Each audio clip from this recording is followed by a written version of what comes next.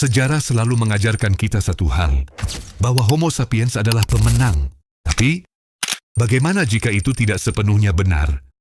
Bayangkan ini, ketika manusia modern pertama tiba di Nusantara, mereka memasuki dunia yang sudah memiliki penghuninya sendiri. Bukan hewan, bukan makhluk mitos, tetapi manusia lain. Dan dalam rentang waktu yang tidak lama setelah itu, mereka semua menghilang. Tanpa jejak peradaban, tanpa penerus. Lalu pertanyaannya sekarang, bukan lagi siapa kita berasal dari mana. Tapi, apa yang sebenarnya terjadi 70.000 tahun lalu di sini?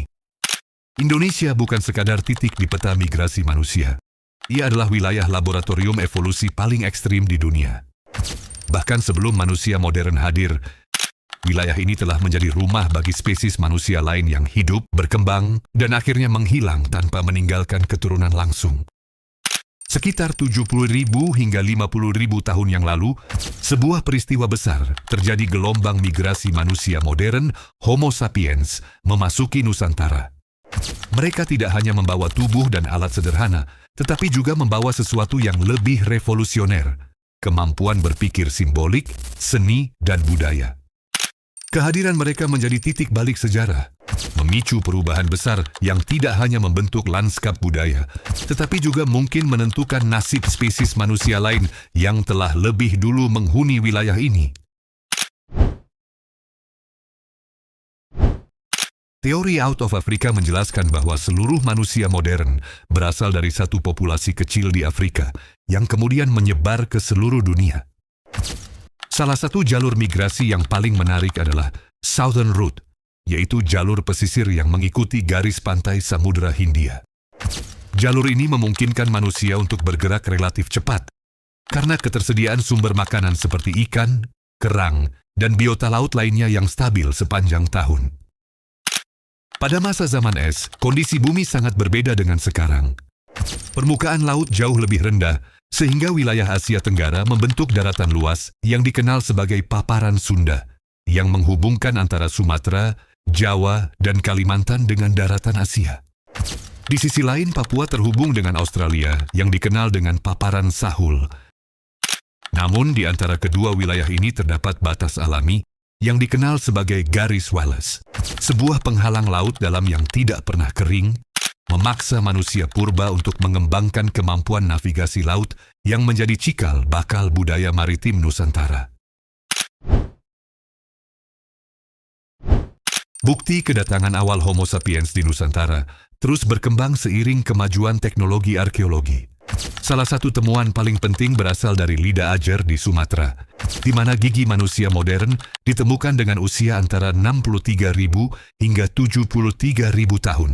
Penemuan ini mengguncang asumsi lama bahwa manusia modern datang lebih lambat ke wilayah ini, sekaligus menunjukkan bahwa Asia Tenggara memainkan peran penting dalam sejarah awal migrasi manusia. Selain itu, situs seperti Goa Harimau di Sumatera Selatan menunjukkan bukti kehidupan yang lebih kompleks, termasuk praktik penguburan yang menandakan adanya sistem kepercayaan. Di Sulawesi, lukisan gua di Maros Pangkep yang berusia lebih dari 45.500 tahun menjadi bukti bahwa manusia di wilayah ini telah memiliki kemampuan artistik dan simbolik yang sangat maju. Lukisan babi kutil yang ditemukan di Leang Tedonge bahkan disebut sebagai salah satu karya seni figuratif tertua di dunia, menempatkan Indonesia sebagai pusat penting dalam sejarah seni manusia. Berbeda dengan lingkungan savana Afrika yang terbuka, Nusantara menghadirkan tantangan yang jauh lebih kompleks bagi manusia modern. Hutan hujan tropis yang lebat, kelembapan tinggi, serta keberadaan penyakit endemik memaksa Homo sapiens untuk beradaptasi secara cepat dan cerdas. Mereka tidak bisa hanya mengandalkan strategi berburu besar, tetapi harus memahami ekosistem secara mendalam, mulai dari tanaman yang bisa dimakan hingga hewan kecil yang bisa diburu. Adaptasi ini tercermin dalam teknologi yang mereka kembangkan. Alat-alat batu yang lebih kecil dan efisien, penggunaan tulang sebagai alat, serta pemanfaatan api untuk mengolah makanan menjadi kunci bertahan hidup. Mereka juga mulai memanfaatkan sumber daya laut secara intensif, seperti kerang dan ikan, yang memberikan asupan nutrisi penting. Kemampuan kemampuan ini menunjukkan fleksibilitas luar biasa dari manusia modern, menjadikan mereka spesies yang mampu bertahan di hampir semua lingkungan di bumi.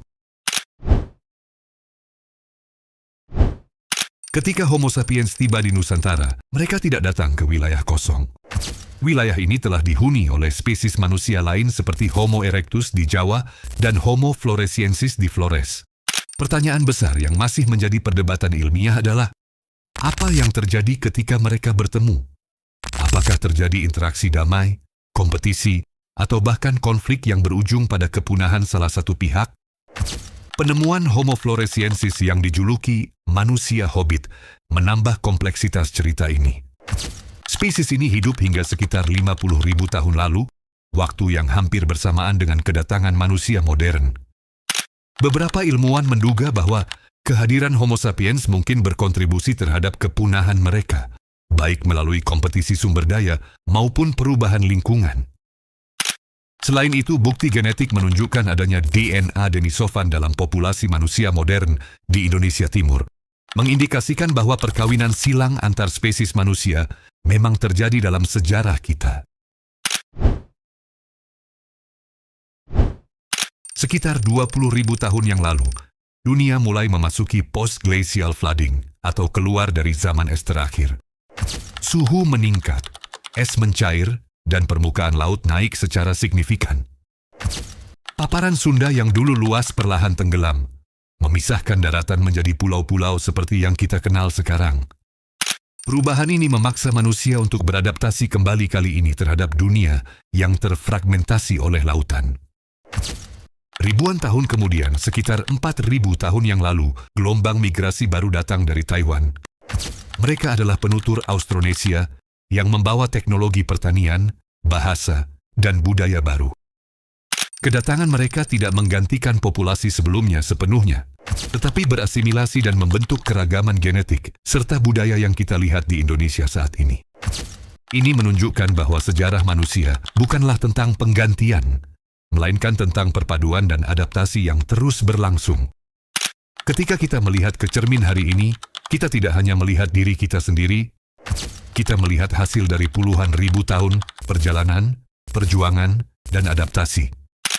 Dari para penjelajah pertama yang menyeberangi lautan tanpa peta, hingga masyarakat modern yang hidup di era digital, semua terhubung dalam satu garis panjang sejarah yang sama.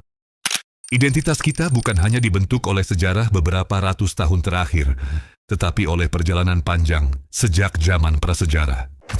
Memahami kisah Homo sapiens di Nusantara adalah memahami siapa kita sebenarnya.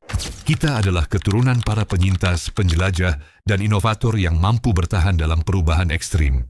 Dan mungkin, di tengah tantangan dunia modern hari ini, kisah masa lalu ini bukan hanya menjadi pengetahuan, tetapi juga menjadi pengingat bahwa manusia selalu memiliki kemampuan untuk bertahan dan beradaptasi apapun yang terjadi. Sejarah panjang ini bukan sekadar cerita masa lalu, ini adalah cerita tentang kita, tentang asal-usul kita, dan tentang bagaimana manusia mampu bertahan di tengah perubahan dunia yang ekstrim. Dan jika kamu merasa video seperti ini membuka cara pandang baru, maka kamu sudah berada di tempat yang tepat. Karena di channel ini, kita tidak hanya membahas sejarah kita, mencoba memahami makna di baliknya. Jadi, jika kamu suka konten seperti ini, jangan lupa untuk like dan subscribe. Lalu tuliskan di kolom komentar topik sejarah apa lagi yang ingin kita kupas lebih dalam. Karena perjalanan kita belum selesai.